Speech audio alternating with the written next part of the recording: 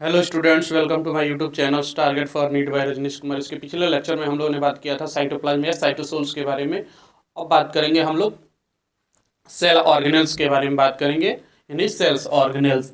Cell organelle क्या होते हैं? वो लिविंग्स होते हैं। सेल ऑर्गेनल जो होते हैं वो लिविंग्स होते हैं। जैसे कि पहला दिया है एंडोप्लाज्मिक रेटिकुलम। सेल ऑर्गेनल जैसे कि पहला है एंडोप्लाज्मिक रेटिकुलम, ये जो होते हैं लिविंग्स होते हैं।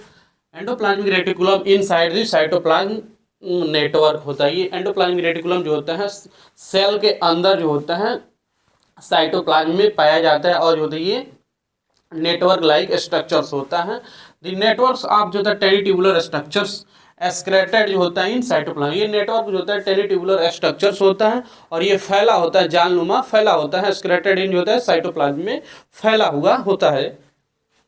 और ये एंडोप्लाज्मिक रेटिकुलम जो होता है न्यूक्लियर मेम्ब्रेन के जो होता है आउटर न्यूक्लियर मेम्ब्रेन से जो होता है अटैच होता है। और ये जो होता है दो टाइप का होता है।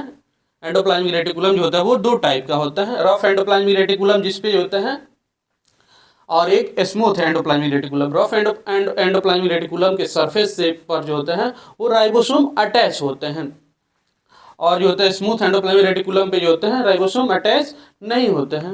रफ एंडोप्लाज्मिक रेटिकुलम जो होता है वो सिस्टर्नी का बना होता है। रफ एंडोप्लाज्मिक रेटिकुलम वो सिस्टर्नी का बना होता है, और स्मूथ एंडोप्लाज्मिक रेटिकुलम जो होता है वो ट्यूब्यूल्स का बना होता है। यानी रफ एंडोप्लाज्मिक रेटिकुलम जो होता है सिस्टर्नी का बना होता है, और स्मूथ एंडोप्लाज्मिक रेटिकुलम जो होता है वो ट्यूब्यूल्स का बना होता है।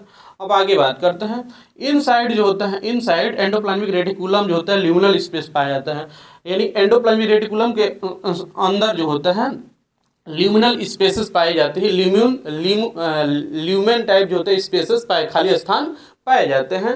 और इनसाइड जो होता है साइटोप्लाज्म जो होता है और एंडोप्लाज्मिक रेटिकुलम के बीच में जो होता है गैपेस पाए जाते हैं। उसमें जो होता है साइटोप्लाज्म भरे होते हैं, जिसको हम इनसाइड साइटोप्लाज्म जो होता है एक्स्ट्रा ल्यूमिनल स्पेस कहते हैं।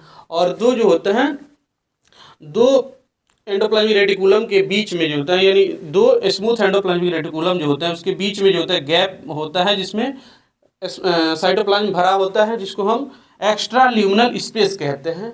एक होता है ल्यूमिनल स्पेस और एक होता है एक्स्ट्रा ल्यूमिनल स्पेस होता है। और दोनों जो होता है ल्यूमिनल स्पेस और एक्स्ट्रा ल्यूमिनल स्पेस को जो होता है टू डिस्टिंक्ट जो होता है कंपार्टमेंट होते हैं।